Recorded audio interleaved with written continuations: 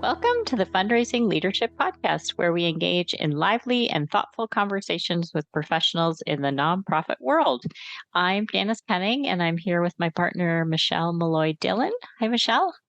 Hey, Janice. Hi, and we're excited to welcome back Kimberley MacKenzie, who is joining us for a return visit to the podcast.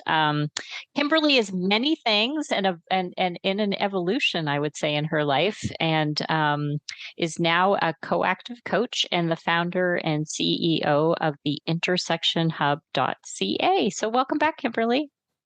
Thank you so much for having me. This is my favorite podcast, and I'm thrilled to join you for this season. Well, I think it's your second favorite podcast because your own podcast should be your favorite. Can you say that about your own podcast? Yes. Sure. Yeah. Well, I'll visit you and then you come visit me. Exactly. Yeah. I think it's great because we do very similar things on our podcast, which is try and have great conversations in service of helping the nonprofit sector thrive and change. So yeah. Mm-hmm. And so we invited you back. You're in a different place than the last time we talked to you. And so why don't you kind of give us a little update on where you are? Because as I said, you're in quite an evolution right now. Mm-hmm. Well, last spring, my father was sitting in my backyard with me looking at the garden, and he turned to me and he said, "Why don't you call yourself a fundraiser anymore? I tell everybody that you're a fundraiser." I thought, I guess I've done a crappy job of updating folks on what it is that I do for money now. And it's not fundraising. I have transitioned into, I've drunk the co-active Kool-Aid, I like to say, and through receiving my own co-active coaching, I've transitioned into spending most of my time helping other people be wildly successful through coaching. And I love it. I love it. I just can't say enough about how humbling and grateful I am for my clients who include me they invite me into some dark corners, and then we shine some light on it, and then they're not so dark anymore. And they are starting to see hope and abundance and joy and transformation. So that's what I do. I have clients in 4 different countries, so it's a global practice, and I get to do it from my home office here in Barrie, Ontario, and I walk my puppies 3 times a day. So. I was going to say, and you have 2 new puppies since the last time we talked to you. And who, if you're listening in Toronto, many people got to meet them at a recent picnic that we were all at. So your puppies, and they have their own Instagram accounts, right? They're very famous. They're very famous Instagram puppies. and did you put the link to their social in my bio in that article? You did. Thank you. So everybody go follow my puppies. Them. So we wanted to talk today about, you wrote a blog post for us called Emergence: How a Fundraiser Lost and Found Her Smile. I was curious about why emergence? Why did you choose that word? Because one of the questions I start my sessions with my clients is, who are you becoming today? How are you emerging? And I love the thought of us emerging, because we are always shedding our skin and evolving into something else. That's part of human nature, is growing and evolving and just continuing to emerge in new and different ways. And certainly that's what the last year has been for me, is getting to a point now this fall where I'm launching a coaching business and emerging in the sector as somebody different. I love what you're pointing out, Kimberley, because as human beings, we're always emerging, right? And so often we tell a story about ourselves that we have reached this pinnacle, like this is who we are. We've spent all of these years gaining this expertise as something, right? And this is who I am and my identity in the world. And we're not only that, we're lots of other things, and we're always emerging into a new phase of that, or perhaps something else. right? And those stories that we carry with ourselves can be very powerful and make those emerging moments more difficult than they need to be. I know I certainly I emerged from a 25-year career as a professional photographer and then went into coaching, which fulfilled my values in many ways, many similar ways, many different ways. But boy, did I beat myself up during that transition. Did you? Tell me about that. Let's talk about that instead. Well, this word emerging is like emergence. It's an important word to sort of hold. I love your definition of it and how you work with your clients around that. Yeah, it's coming up for me. What you just said, Kimberly, about, your dad saying that, like, I still, like, what are you doing? I still call you a fundraiser. I remember actually my parents going through similar thing when I switched from fundraising consulting, just like Kimberly, to coaching. And so there's something that I didn't even think about when I read the blog about, because, the blog is really Kimberly sharing her story of a long journey. I mean, a really long, not linear kind of story that you share. Very long article. Yes. What? No, but I think that's important because a couple of things are coming up for me now, which is like the importance of, learning from other people's stories, but also that, like you're saying, Michelle, it's like internally we might judge the change. Externally, we're getting not necessarily judgment, but just confusion or worry from other people in our life as we're making a change. And so I think there's something really powerful, Kimberly, in the way, like in telling your story, it helps you to like really get it, right? And like you said, we know you, so we know, like, recently you redid your branding, you did new photos, right? Like there's a way in which claiming your story, I can see you now really stepping into your power of what you're doing. Well, thank you, because that's what it feels like. And yes, a branding photo shoot and putting yourself out there is really hard to do. There's so many saboteurs that can come in and get in your way of just standing in your truth and your power. The fact that I didn't lose 20 pounds before I did those pictures, that was huge for me. But I wanted to just circle back, because the other thing that occurred to me while we were talking was, when you think of yourself as a work in progress and constantly emerging into something new, I think that can provide unlimited possibilities for what life could be. So it's those tiny little shifts, but also a perspective of, whoa, I'm standing in this spot, but I don't have to stand in this spot if this spot doesn't feel resonant. You know what I mean? Mm-hmm. Absolutely. Yeah.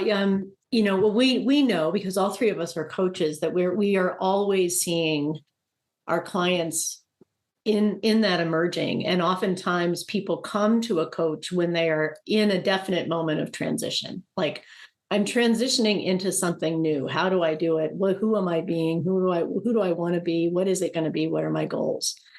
Right. And there is such a magic that can happen in those times of transition, and when we see ourselves as emerging or identify ourselves as having permission to be emerging at any time. Mm-hmm.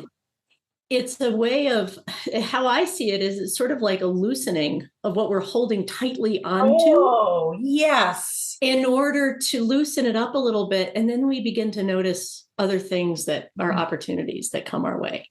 But the tighter we hold on to, no, this is how it has to be, or this is it, the harder it is. The beautiful thing about coactive clients is a willingness to play in different sandboxes and explore different things. So they may come to, this has been my experience, has been this. I don't know if it's been yours, but they come with a very specific objective.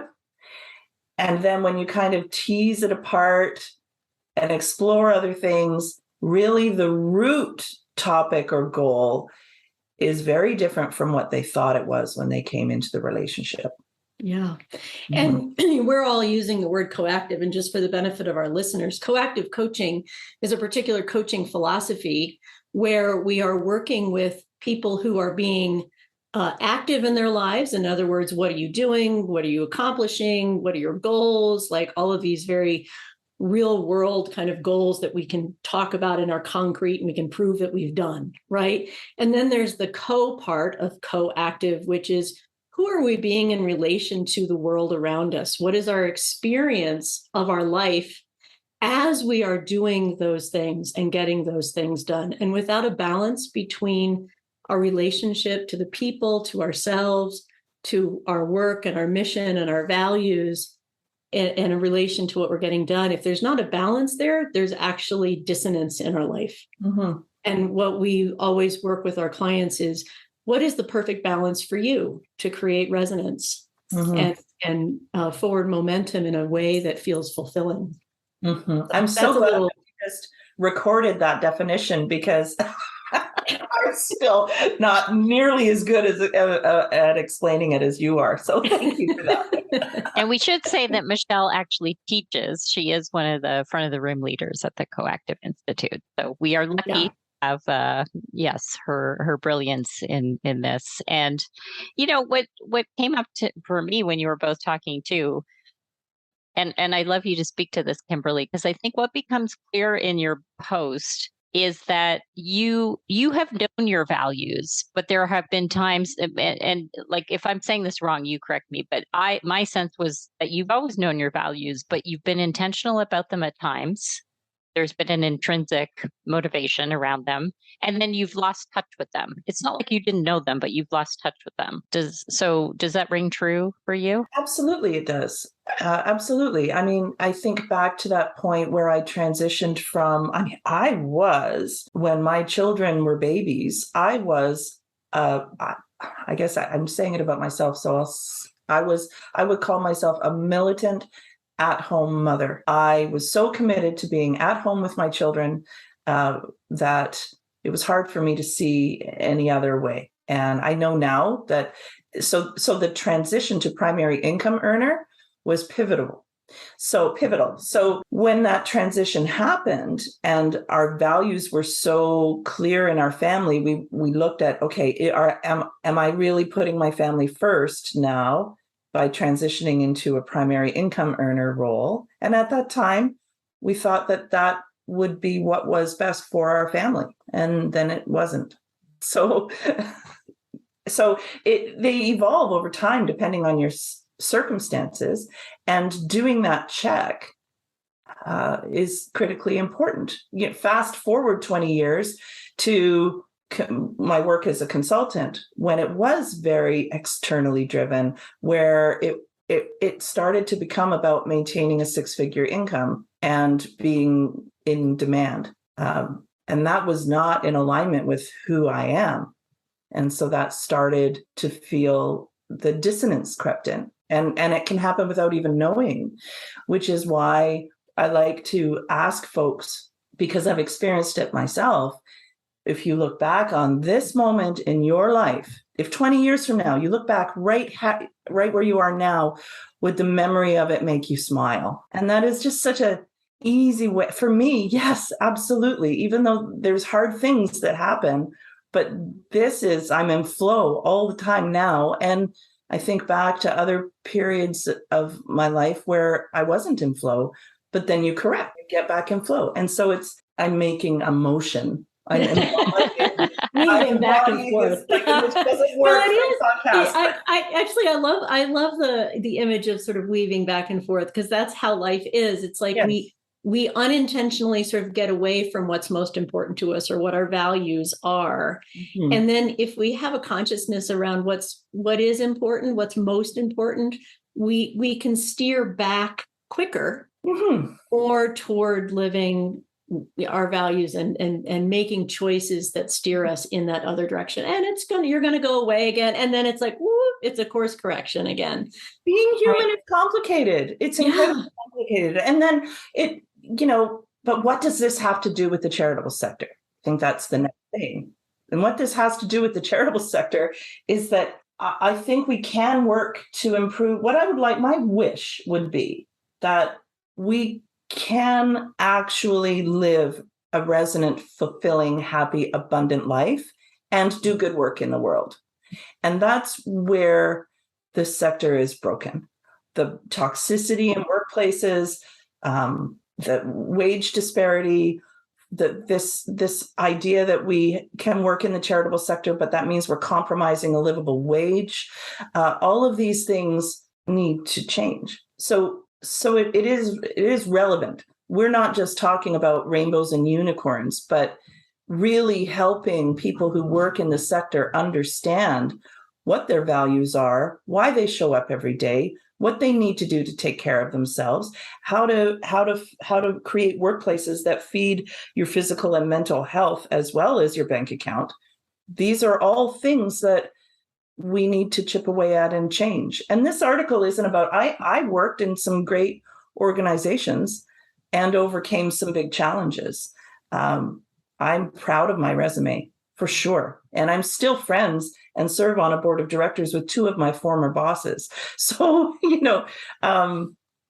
it's just, we've accepted a normal in the sector that I think is unhealthy. And I really believe that coactive coaching can help address that. Yeah, I think that's what's really so interesting is it's like, first of all, like you said, like you made choices, and it's not like choices were off. It's just like what was important to you, like what did you value, right? Like somebody else could have made the same choice and it would have been for them the resonant choice. For you, there were times where the dissonance came in.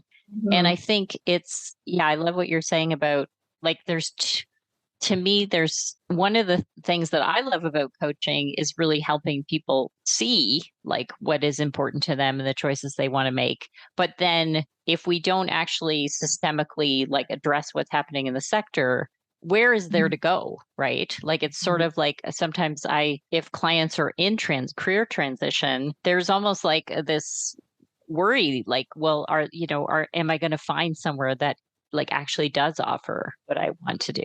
So I think it's like there's a call here for people to like think about what's important to them and how they can affect change. But then at the same time, it's like one individual person can't change an organization, right? So there's a way. That's true. That's true, maybe, but I think I'll challenge you because I do think one individual person can change the people around them, and then those people can change people around them. And so I hear what you're saying, but I'm getting distracted by another thought. And the distracting thought is that we have to also acknowledge the privilege. I'm only sitting where I am now because I had the freedom to take time off and not worry about food, clothing, and shelter. And I acknowledge that. And that's one of the things that I would like to also change. And I don't know if this is going to be controversial with both of you, but I would also like to see coaching accessible to mid and entry level positions. I really would, because so coaching is a privilege. Getting coached is a privilege. Living a resonant life and making some of these changes is also a privilege, depending on where you are in the organization. And I mean, let's say it, what color your skin is. So we also need to acknowledge that some of these things are harder for other people. Yeah, I'm going to speak for myself, but I think Michelle's aligned. Like for us, a big part of what we try and do too is help organizations create a coaching culture, which doesn't mean like everybody's going to coaching school and becoming a coach. It means there's a stand for curiosity, for not judging, like for, holding accountability and building trust, but without being in judgment of each other. So yes, for sure. Like I think there's a need for organizations to have some people who are trained and have coaching skills, so that it can scale, right? And it's similar to like having a mentoring program, in my opinion. Like there's no reason that organizations can't be creating a culture where everybody's being supported to think about their values, to feel safe to actually challenge the way that things are being done, to feel like they have trust within their organizations. This doesn't have to be like so complicated or so expensive that it actually can't be done within nonprofit organization. That's a beautiful point. Janice, because actually it's mind-numbing how really simple it is. Well, and the impact of coaching is really lifting people up. It's empowering others in your organization. And I would like to speak to the place of privilege that you were mentioning, Kimberly. And, so many people in nonprofits do come from a place of privilege because, like you said, we have a roof over our heads. We can actually do this kind of a job. And it also comes from a sense of values that are important, personal values that are important. I want to work in an organization that has a mission that I align with. Like, it comes from such a good place. And by throwing ourselves under the bus, whether it be economically or the imbalance of our work-life balance or our health or whatever that is, in order to fulfill the mission of an organization that we truly believe in, that's not going to be beneficial to people that need the help, right? It absolutely will not. So there needs to be this balance of health and wellness for people working in the sector in order to do the good work. And we keep talking about that. I mean, we see it. I think there is a shift happening. People are understanding that. And that is one thing that all the changes of this pandemic have taught us, is that we do not need to compromise our physical and mental health and turn ourselves into a pretzel at the expense of our families to keep a job. We don't have to do that anymore. There are lots of different ways of doing it. And I think many people in the world are assessing what that means for them. And organizations are changing as well. So yeah. Well, I mean, I will say, it does worry me a little bit that and you and I know many people in this boat, Kimberly, and I've said this to them, like, there's great people who are leaving the sector. And I totally understand, because, the burnout is real. And at the same time, I have worries for the sector, right? Like, when you see great people kind of stepping away to do other things, it's sort of on the one hand, I'm like so excited for them. And then the other hand, I'm thinking, like, I wish that we could be doing the work now within these organizations so that they actually felt like they could stay and create the life that they want for themselves and their families, and also, make the change within. But that's been a real struggle. I wish the same for the sector, but until the sector deserves to keep those great people, it won't happen, and we're painting with pretty broad brushstrokes here, but there are organizations that are evolving and emerging into this new normal with a new way of working, and yet there's a lot that needs to be done. The whole sector is an emergence, Kimberly. Back to emergence. I think it's absolutely true. Absolutely true. Yeah. Yeah. And that's why, I like I said at the beginning, like, I think, I love that you were willing to share your story, Kimberly, and really be like real about it. Like, it wasn't just like, oh, like something happened and then I realized my values and everything's perfect, right? It's been like, there's been times it's flowed, there's been times it hasn't flowed. I've gone backwards, I've gone forwards. And I think that as much as it's your story, it invites other people to kind of reflect and say, like, where have I been? Where am I now? Where am I going? And I love that you challenged me on that, right? Like, it's like, once one person within an organization starts to do that, then there is a ripple effect. I'm glad you said that, because I think sometimes I get in this place of like, I believe that so much. And then sometimes I think, oh, we're so doomed. There's such a big problem to solve. I think that we have an abundance of possibility if we continue to have conversations like that. And this article wrote itself. This was not the article we discussed. It was not the one I intended to write. It was the one that just needed to be written now. And I don't exactly know why. And it was, I think, one of the things many of us might feel, what I felt was that my story was not that spectacular, that it wouldn't really be, that it would be egotistical to share it. And yet I think about some of my favorite books and their stories just like this one. So this is my truth.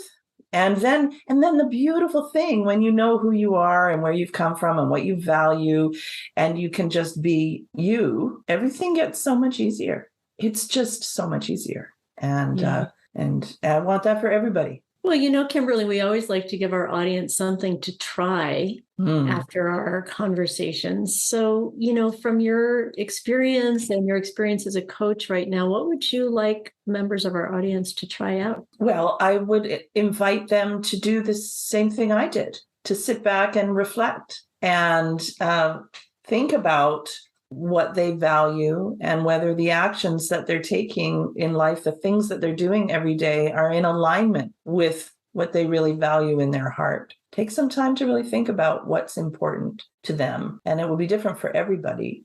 So I'm going to, when are we publishing this? Mimosa and I are doing a values workshop at AFP Toronto chapter. I'd love people to come and join us there at Congress in November. And if this isn't live by then. Nope, this will be up by then. Yeah. Oh, okay. Go ahead and promo it. Okay, well, it's Tuesday afternoon. It's called the Values Compass, and Mimosa Kabir and I are working on a values workshop to help people identify their values and to think about, are they living a life in resonance? Would they look back on this moment and smile? And if not, what do they need to do to change that? And you have some resources that can help with this task, right? Yeah. So just once again, so that's the AFP Congress in Toronto. And so people can go and look that up if they're in Toronto or going to be in Toronto for that event. Yeah. Mm-hmm. And we have a values worksheet on how to identify your values, and we will put a link to that in the show notes. So it's a great worksheet it just walks you through different ways that you can identify what's important to you.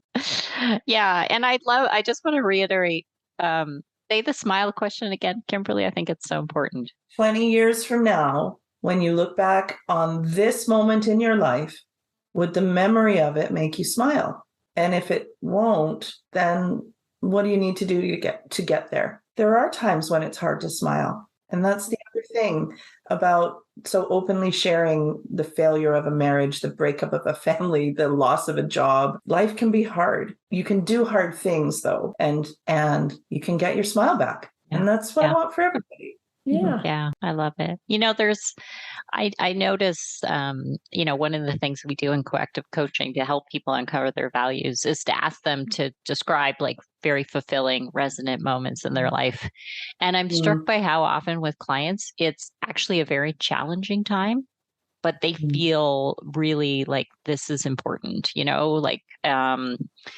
I think about myself just over the last year, kind of dealing with getting, losing my father, but then also getting my mom into like a really great care home and the stability that's provided to her. And that wasn't easy, but it still felt good. Like I still will look back and smile because I know that we stepped up, my sister and I, and, did what was needed. So I think it's important, like you said, to remember that there's always going to be difficult times in life.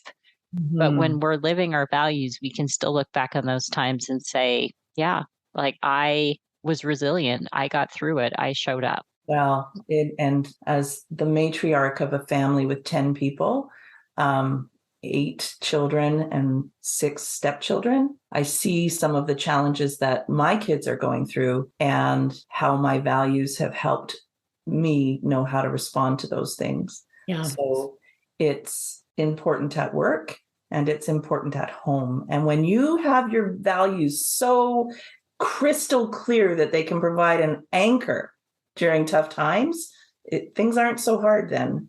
Yeah. Decisions come quicker for sure. Yeah. For sure. Well, thank you, Kimberly. Thank you for such a wonderful conversation. Oh, thank you guys. And thank you. Let me just thank you for being such a big part of my coactive journey.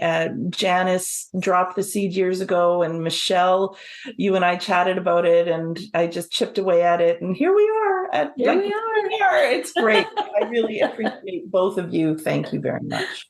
Oh, Yes. Another great person in the coactive family. that's right. This podcast is brought to you by Fundraising Leadership. We provide unique coaching and training programs to grow nonprofit leaders. Please subscribe if you haven't already, and you can find us wherever you listen to podcasts. If you're enjoying the show, you can help us continue to bring thoughtful content with a one-time contribution. This supports our podcast costs and keeps the show ad-free. Make a contribution today using the link in the show notes. Now go put it into practice.